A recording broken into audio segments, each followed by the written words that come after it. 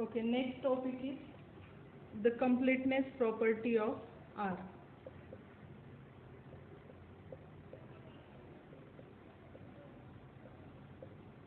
Completeness property of R. Before moving towards this property, we will see some definitions. Definition of lower bound, upper bound, infimum, supremum, and then we will see this completeness property. So definition.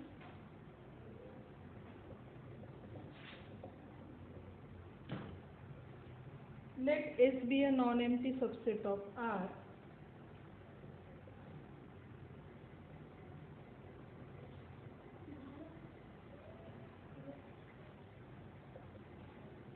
Then first, S is said to be bounded above.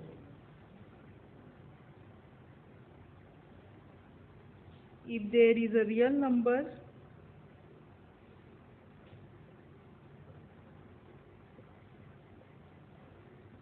U such that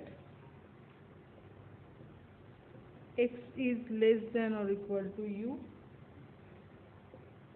for all X belongs to S. The number U is called as upper bound of S. So what is any set? Set S is what? Non-empty. First of all, it is non-empty and it is subset of R, subset of real numbers. Then this set S is said to be bounded above. Any set is bounded above when we say that if every element of S, let us say that is X, is less than or equal to U. Every element of set S is less than or equal to some number, then we say that that set is bounded above. So S is said to be bounded above if there is a real number U such that X is less equal U for all X belongs to S.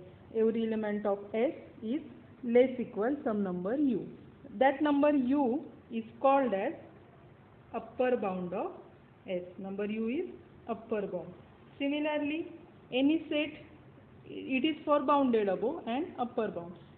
Similarly, any set S can be said to be bounded below. When we can say it, if every number of this S is bounded below, means every element of S is greater equal some number. It is for all X belongs to S. There exists some L belongs to R such that every element of S is greater equal some number. Then we say that set S is bounded below. That is second definition. S is said to be bounded below if there is a real number, let us say that number is L, such that L less equal X, that is every element of S is greater equal number L for all X belongs to S. The number L is called as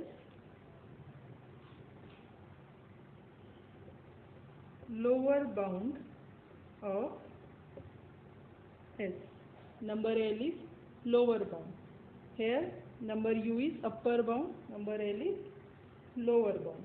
Now any set, when it is said to be bounded set, if that set is bounded above as well as bounded below. That is third definition.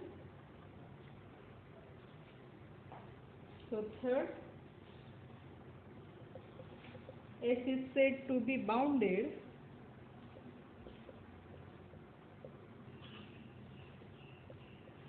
if S is bounded above as well as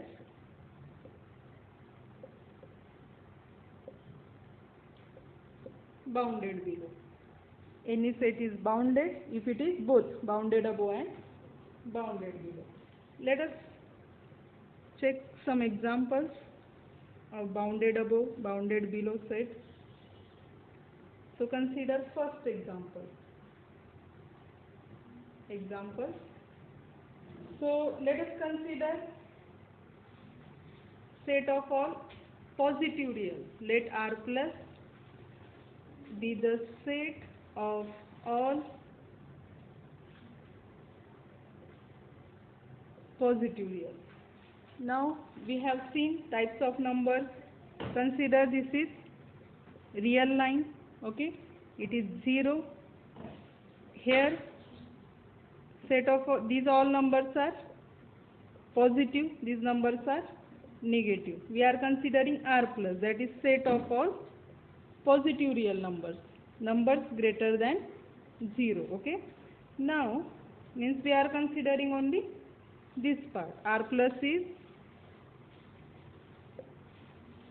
this is total R, it is 0, and we are considering excluding 0, we are not including 0 because positive real. This total part is our R plus, okay? It is our R plus. Now what is lower bound? You can see that every element of R plus is greater than 0. So 0 is lower bound of R plus. Also all negative numbers, all these negative numbers are also lower bounds of R plus, because every number of R plus is greater than of all these numbers. So every number less than 0 including 0 are lower bound of R plus. Next, whether R plus has upper bound? No, because there does not exist any number such that every element of R plus is less than that number, because it goes to infinity. There does not exist any number such that every element of R plus less than that number. Therefore R plus does not have upper bound, okay? So we can write it, let R plus be the set of all positive reals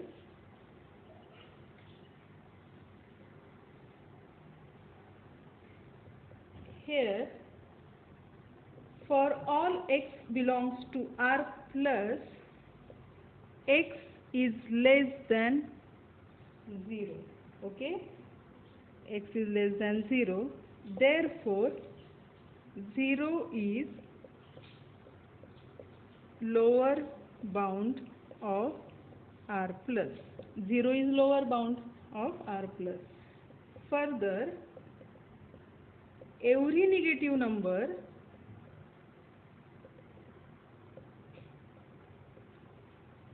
is lower bound of R plus. Every negative number is lower bound, okay? Now for upper bound, R plus, next R plus does not have upper bound, since there does not exist any number u, let us say u belongs to R, such that x is less than u, okay? Here is one correction. R plus is a set of all positive real. For all positive real, x is greater than 0, okay? All positive reals are greater than 0, therefore 0 is lower bound of R plus, okay? Now it does not have upper bound because there does not exist any number satisfying this condition, x less than u. So therefore it does not have upper bound. That is first example. Another example. Now consider set of negative numbers. Let S be the set of all negative reals. In this case, what happens? Which part we are considering? This is real line. It is 0. Negative reals means this part, excluding 0. We are not including 0 here. This part. So which is the upper bound? This is negative reals r minus, let us say. Which is upper bound? 0 is the upper bound. Okay. And what about lower bound? Is lower bound exist for r minus? No, because it goes to infinity. Therefore, there does not exist a number such that every element of r minus is greater than that number. Therefore, S is for S, what is upper bound? 0 and all positive numbers. Here, 0 is upper bound for S. Why? Since x less than 0 for all x belongs to S. Further, every positive number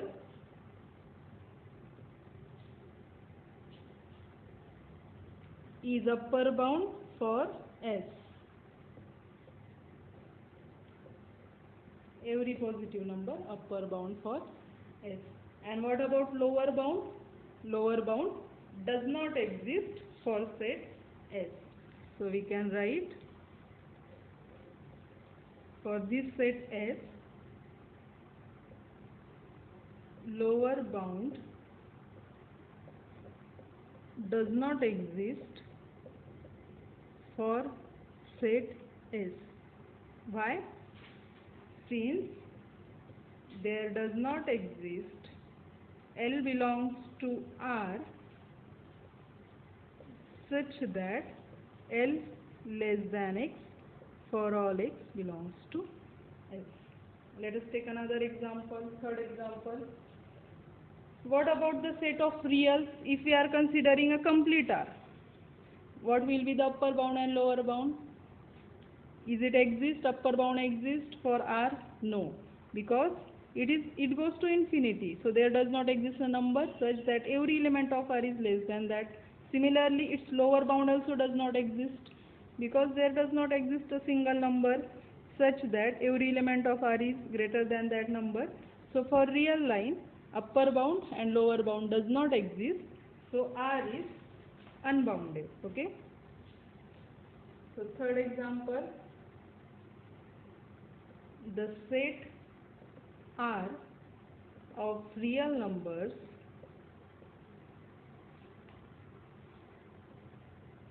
is neither bounded below nor bounded above.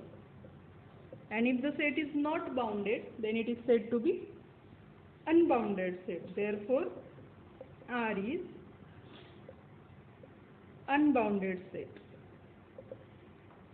Let us consider fourth example.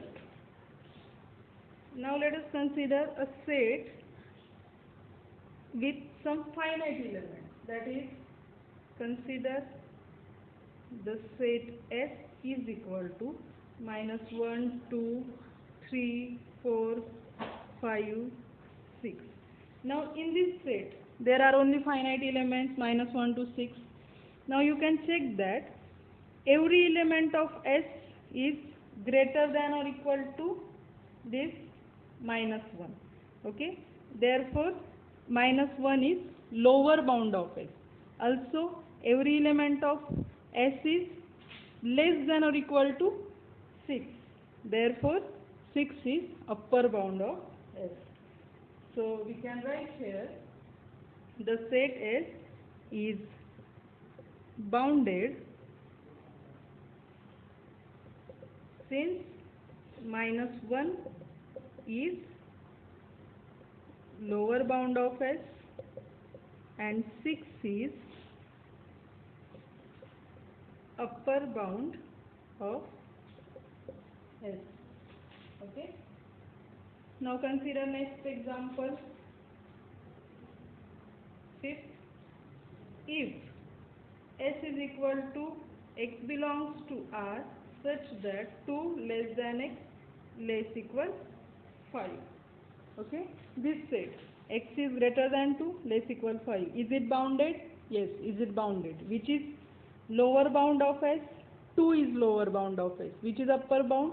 5 is upper bound. Okay, now note that in this set 2 is not included, 5 is included because it is less equal.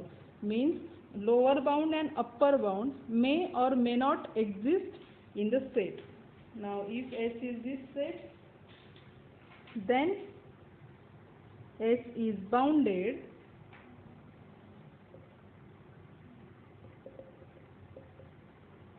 with lower bound 2 and upper bound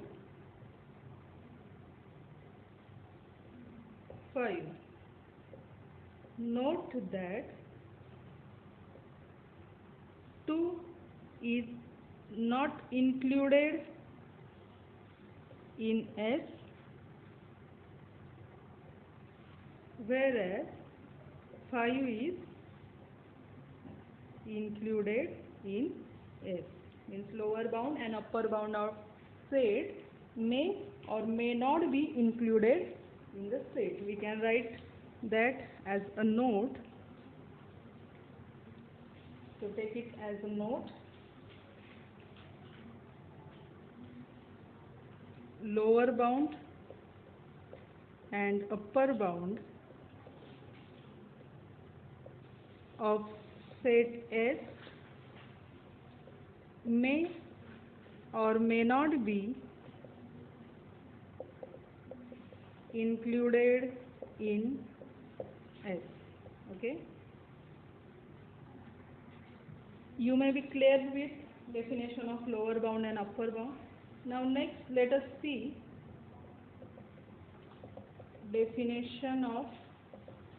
first definition of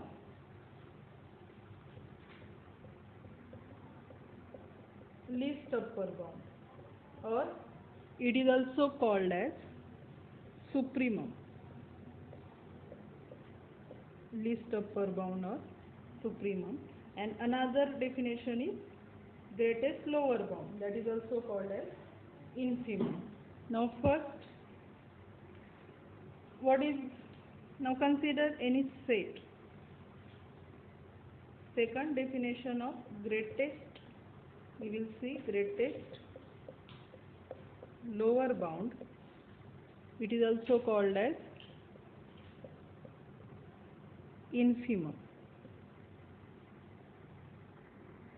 So first understand the definitions of least upper bound, that is supremum, and greatest lower bound, that is infimum, and then we will write it. Now consider this is set S. This is set S, okay. Least upper bound. First, what is upper bound? Now for this set S, all these elements are upper bounds. All these are upper bounds of S. From all these upper bounds, the least element, the smallest element is least upper bound. This smallest element is called as least upper bound. It is also called as a supremum. Okay. For infimum, first we need to check lower bounds. Now for this set S, which are lower bounds? All these numbers are lower bounds of S. Among these, the greatest number, that is this number, greatest number is what? Greatest lower bound. We write it as GLB, greatest lower bound. It is also called as a infimum. Okay, these are definitions. So let us write definition of least upper bound first. Least upper bound.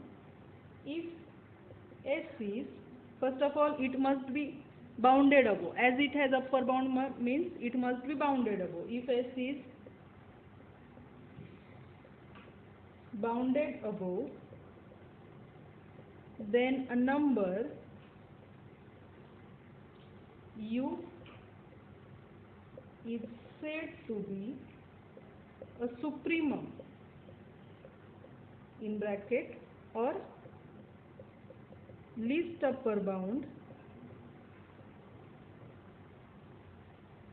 of S if it satisfies the conditions, which is first condition, U is supremum. First of all, U must be what? U must be upper bound of S. So first condition, U is an upper bound of S. And what is second condition? U must be least upper bound. U must be smallest upper bound. Means what? If there is some number which is less than U, that will not be upper bound of S. Second condition means what? All other upper bounds of S will be greater than or equal to U, because U is least. So second condition, if V is any other upper bound of S, then U is less equal V, because U is least upper bound. Okay, that is definition of least upper bound. Now second definition of greatest lower bound. Greatest lower bound, it is also called as infimum.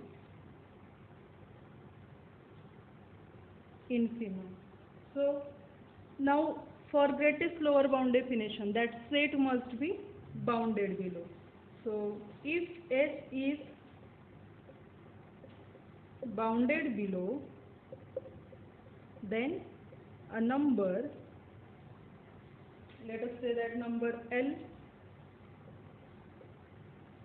is said to be infimum or greatest lower GLB, greatest lower bound of S, if it satisfies the conditions. First condition, for what L must be? L must be lower bound, okay, and then it must be greatest, okay. So first, L is a lower bound of S, and second condition, if M is any lower bound of S,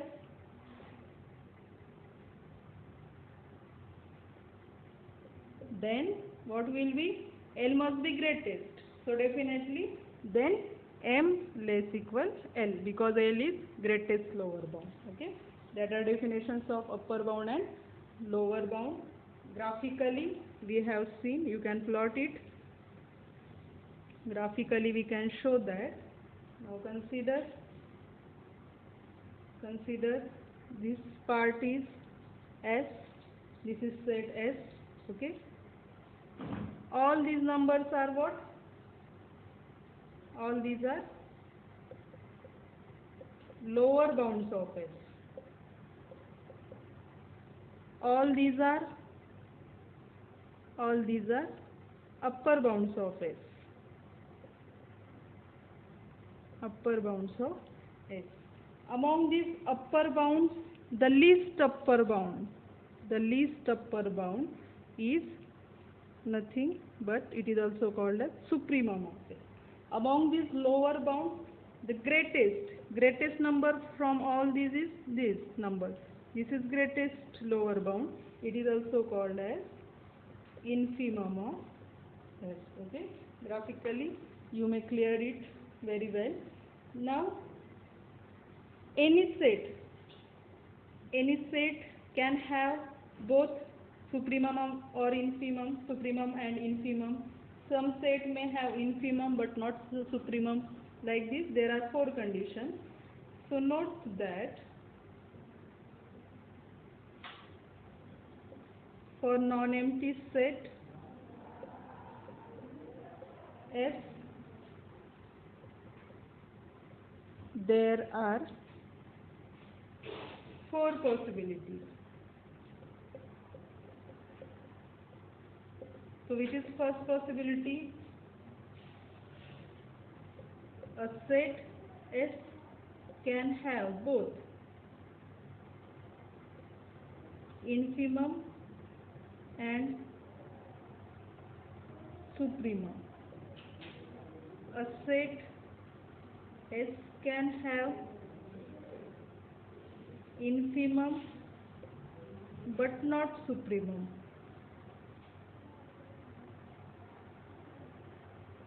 A set S can have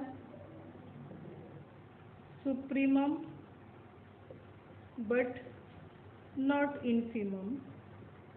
And last possibility, a set S can have neither infimum nor supremum. Okay, there are these four possibilities. In next lecture, we will see exactly what is the completeness property of R. Thank you.